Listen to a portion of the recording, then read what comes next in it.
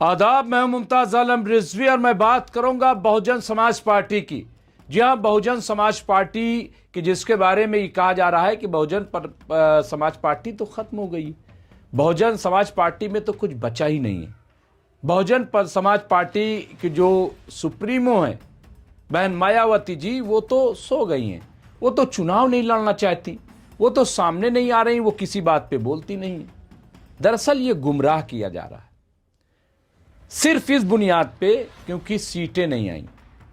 देखिए, मैं आपको बता दूं कि सीट आई हो या ना आई हो, लेकिन अगर कैडर वाइज देखा जाएगा तो आज भी बहुजन समाज पार्टी एक मजबूत पार्टी है। और अभी जो बड़ी खबर आ रही है वो ये कि जो राष्ट्रीय कोऑर्डिनेटर है आकाश आनंद, वो अब मैदान में आ रहे हैं और उत्तर प्रदेश में 75 जिलों में वो बहुत जल्द रैलियां करने वाले हैं, लोगों के बीच में जाने वाले हैं। लेकिन आप देखिए, 9 अक्टूबर 2025 को लखनऊ में जो रैली हुई, 10 लाख लोग आए। और ये सच्चाई है कि जब लोग सोते रहते हैं, जब लोग भीड़ का इंतजार करते हैं, यानी सुबह 9 बजे 10 बजे, उस वक्त बहन मायावती जी वहां पहुंची और 10 लाख लोगों को खिताब करके और घर को चली गई। वरना होता यह है कि बड़े बड़े लीडर वो भीड़ का इंतजार करते हैं, 10 बजे की रैली 2 बजे होती है। लेकिन ये बहन मायावती जी का कैडर है, ये उनकी पार्टी है कि जहां पे 9 का ऐलान तो 9 बजे उनकी तकरीर हुई और वो वापस चली गई। फिर आइए 6 दिसंबर 2025, यहां पे भी देखिए 2 बड़े कार्यक्रम हुए। ये निर्माण दिवस था, डॉक्टर भीमराव अंबेडकर को याद करने का दिन था। और वहां पर भी आप देखिए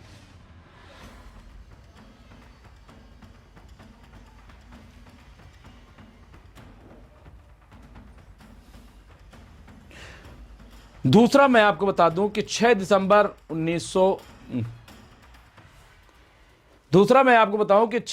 2025 को 2 बड़े कार्यक्रम हुए उत्तर प्रदेश में। एक नोएडा में हुआ और एक लखनऊ में हुआ। और 2 बड़े प्रोग्राम जिसमें लाखों लाख लोग गए, जिसमें बहन जी नहीं गई।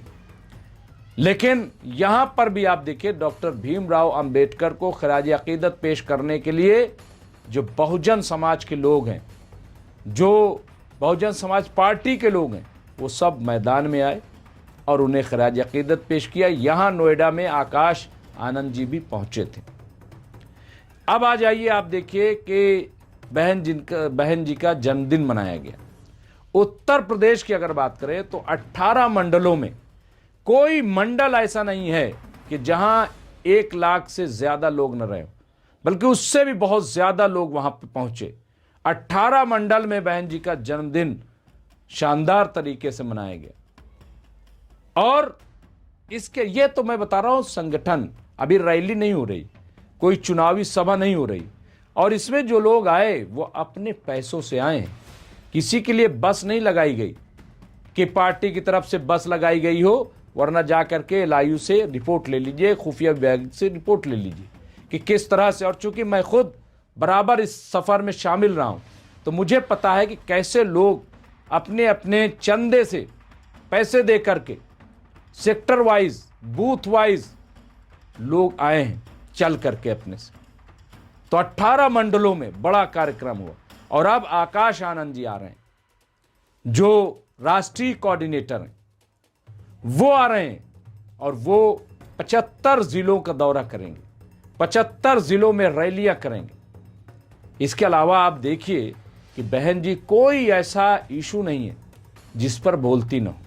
लेकिन जो लोग ट्विटर खेल रहे हैं, जो लोग रियल के बजाय रील में राजनीति कर रहे हैं, उनको लग रहा है कि बहन जी तो खामोश है। भाई करें तो करें क्या करें बहन जी। लेकिन जो 37 मेंबर पार्लियामेंट लेकर के बैठे हुए, जो प्रिंसिपल अपोजिशन बने हुए हैं विधानसभा में, वो क्या कर रहे हैं? सवाल ये। बहन जी के बारे में तो कहा जा रहा है, लेकिन जिनको जनता ने भेजा है विधानसभा में, जिनको जनता ने भेजा है पार्लियामेंट में, वो क्या कर रहे हैं? क्या वो मैदान में किसी इशू पे उतरे? क्या वो खुलकर कहीं बोल रहे हैं? क्या वो सरकार को घेरने का काम कर रहे हैं? नहीं कर रहे हैं।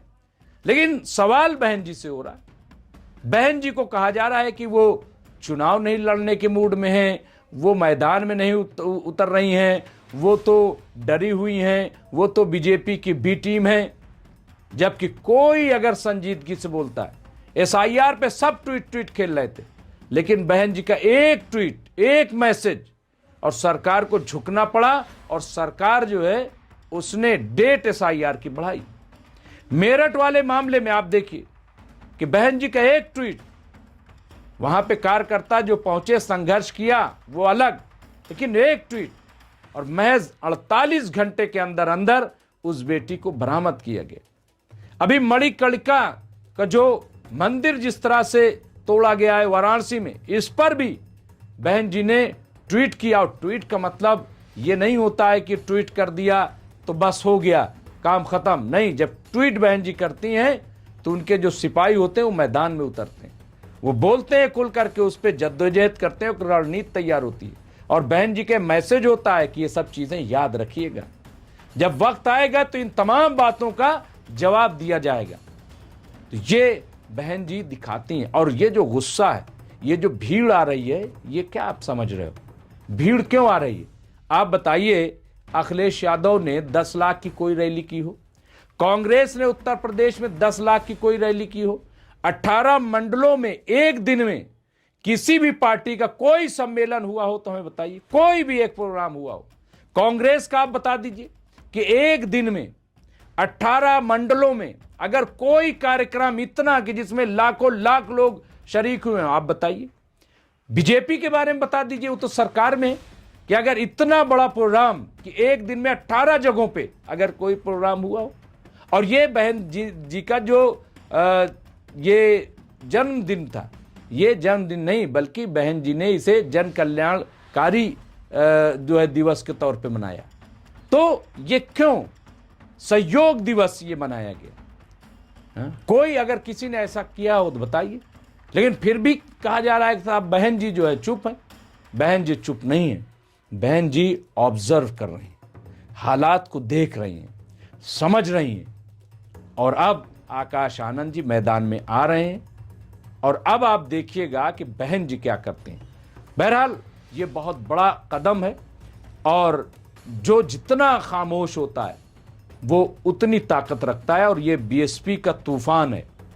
बहन जी आ रही हैं, और ये आने से पहले जो समा बनता है ना, आप जानते हैं जब तूफान कोई आता है तो कैसा माहौल होता है।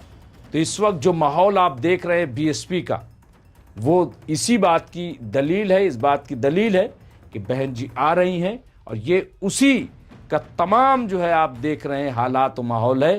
तो इसलिए आप भी इस काफिले में शामिल होइए, बहन जी के हाथ को मजबूत कीजिए। 27 में बहन जी आ रही हैं उत्तर प्रदेश में, और 29 को आएंगी दिल्ली में। बहुत बहुत शुक्रिया। देखते रहिए एमएमसी न्यूज़।